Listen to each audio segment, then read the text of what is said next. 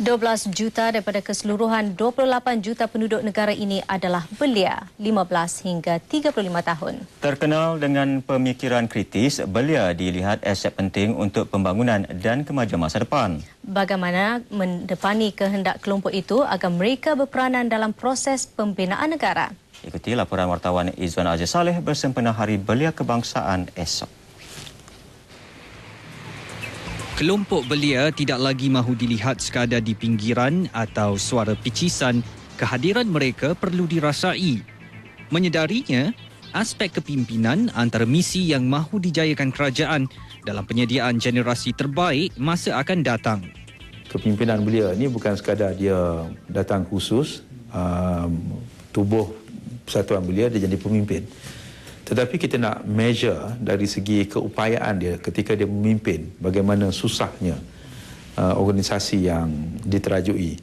Dan kemudiannya dari segi penerimaan dia sebagai kepimpinan, sebagai pemimpin, bukan sahaja di peringkat kampung, peringkat daerah, peringkat negeri, mungkin di peringkat antarabangsa. Kita nak lahirkan orang yang boleh memimpin organisasi yang bersifat antarabangsa misalnya.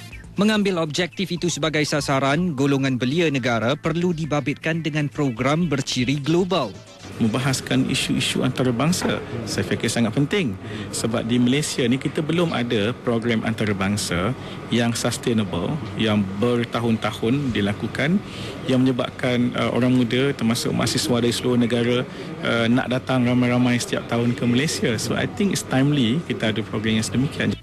Dengan fikiran dan idea kritikal, belia seharusnya menjuruskan pemikiran untuk sesuatu yang positif.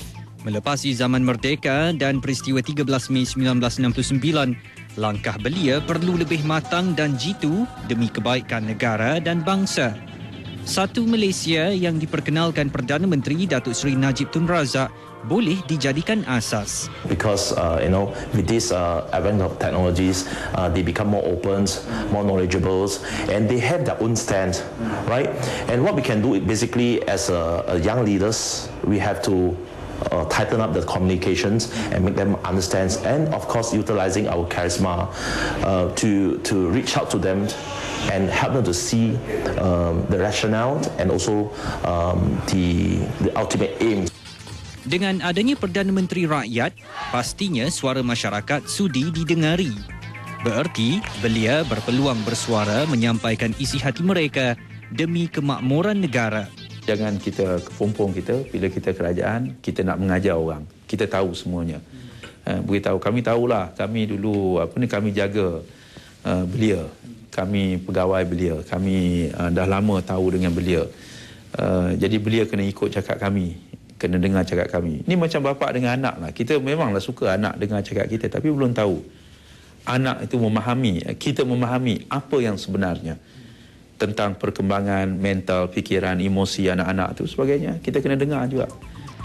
Dengan tema Satu Malaysia, belia berwawasan penggerak kejayaan, setiap 12 juta belia di negara ini perlu memahami peranan masing-masing untuk masa depan Malaysia. Izwan Azir Saleh, TV3.